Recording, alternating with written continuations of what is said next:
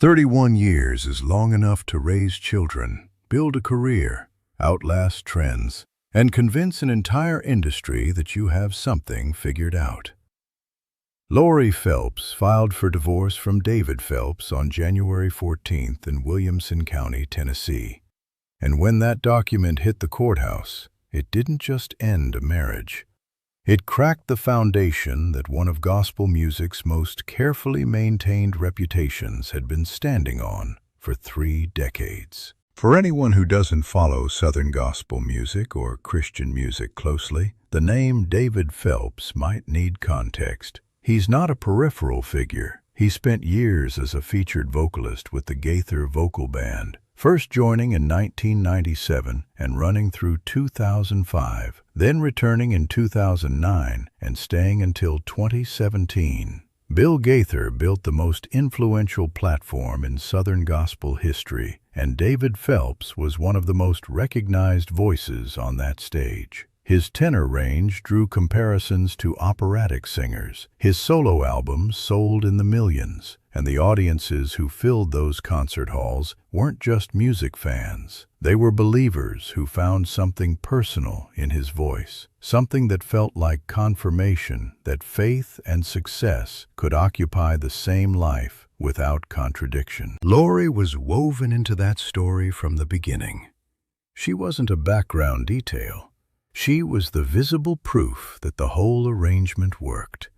The wife who showed up at events, the mother who homeschooled 4 children through high school, while David spent the better part of 200 to 250 days a year on the road. Norman 50 days a year on the road. Norman Rockwell imagery doesn't quite capture it, but that's the aesthetic the Phelps brand lived inside. Family albums, Christmas recordings, the devoted couple who had somehow made gospel music and domestic faithfulness coexist. She gave that image its weight. Without her, it was just a man who could sing. The divorce filing itself is legally straightforward, as these things go on paper. Irreconcilable differences. The standard language that tells you nothing specific while confirming everything has already been decided. Lori is requesting primary custody of the youngest Phelps child, who is still a minor. Their other 3 children are adults. She is also requesting alimony and an equitable division of marital assets. And that second item is where the financial reality of 30 years becomes concrete. David Phelps built considerable wealth across his career. More than 15 solo albums, songwriting royalties, publishing rights, concert revenue, merchandise, a brand infrastructure housed inside an LLC, and real estate in the Nashville area. All of it accumulated during the marriage. Under Tennessee's equitable distribution law, Lori has a legal claim to a portion of what that career produced, and her attorneys will make the argument that her contribution wasn't invisible. She raised the children. She ran the household alone for the majority of the year. She managed everything that needed managing so David could stay on the road and keep being David Phelps. Tennessee courts weigh those contributions, and in cases involving long marriages and significant assets, non-income generating spouses often receive between 40 and 50% of what was built together.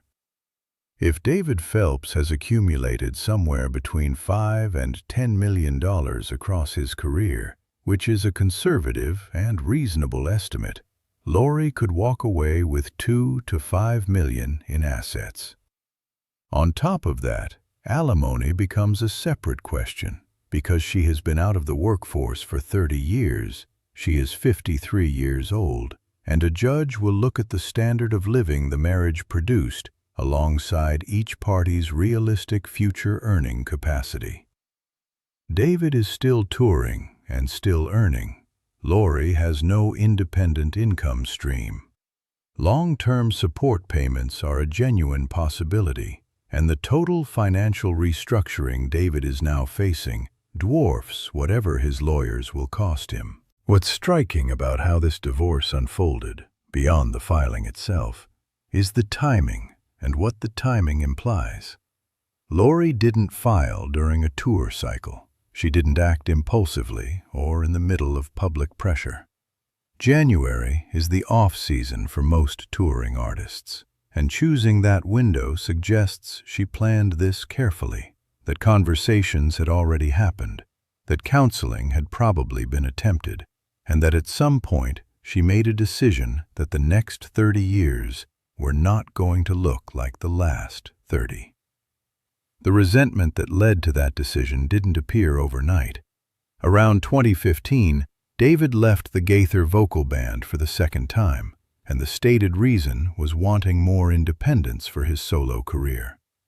People close to the situation, though, describe a different pressure. Lori wanted him home. She had been carrying the full weight of the household for 2 decades and needed the arrangement to change. David's agreement to leave the vocal band felt like a concession, but what followed wasn't what she expected. His solo touring schedule expanded immediately. He wasn't home more. He simply shifted who signed his checks, and the absence continued unchanged. That gap between what was promised and what happened is the kind of thing that doesn't dissolve over time. It compounds.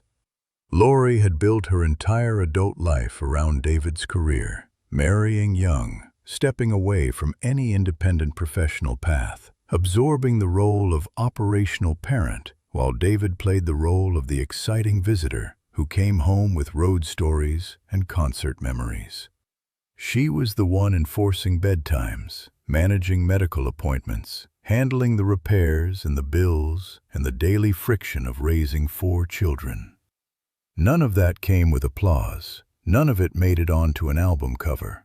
And when their children were mostly grown, and she looked at what the next decade held, continuing to function as the logistical support system for someone else's career was no longer something she was willing to choose. David Phelps has not said a single word about this publicly. His social media remained active after the filing, posting concert promotions and inspirational content as though nothing had changed. Lori's accounts went dark after a routine holiday post in December. The Christian music press, for its part, has not touched the story. No statements, no prayers requested, no acknowledgement from industry figures. The silence is collective and deliberate, because everyone in that world understands what's at stake. David's career depends not just on his voice, which is genuinely exceptional, but on the image that voice has always been attached to. The devoted family man, the testimony that faith and fame don't corrupt each other. A divorce doesn't make him a bad person. What it does is make him ordinary, subject to the same fractures and failures that everyone else navigates. And that is not the narrative his audience purchased. Southern gospel audiences and Christian music listeners buy more than recordings. They buy testimony. They want artists whose personal lives validate the words being sung. Divorce creates a question that the audience will ask whether David wants them to or not. If the man who has been singing about faithfulness and grace for 30 years couldn't hold his own marriage together, what exactly does that say? It's an unfair question. It's also the one he's now going to have to answer. The Gaither ecosystem makes this more loaded than a typical industry divorce. Bill and Gloria Gaither have been married for over 60 years.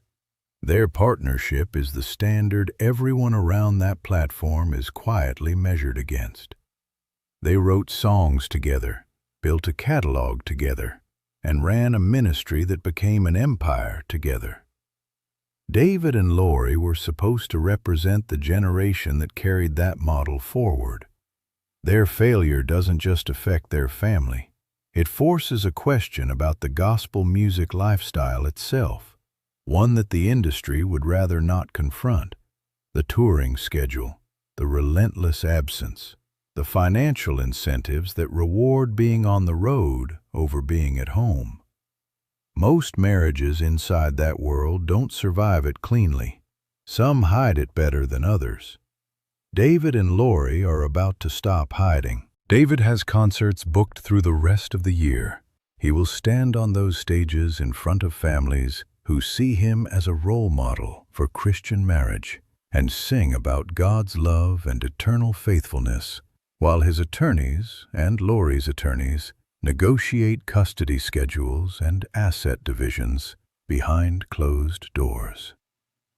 That isn't hypocrisy in any simple sense. What it is the cost of building a public identity on standards no private life can always meet. The strategy, clearly, is to stay quiet and let the legal process move forward without commentary, hoping the story stays inside the industry. But that strategy only holds as long as Lori cooperates with it, and nothing in this filing suggests she's protecting his image as her priority. 31 years, 4 children, a career built on the image of a man who had something solid at home worth coming back to. Lori Phelps spent those decades being the foundation that nobody photographed, the infrastructure that made the performances possible. And now she's walking out of the arrangement with a legal filing and a set of financial demands that will reshape everything David built. The gospel music world can stay quiet as long as it wants. The courthouse in Williamson County, Tennessee, doesn't care about the industry's silence. And the only question that remains now is who David Phelps turns out to be when the image he's maintained for 30 years no longer has the marriage to hold it up.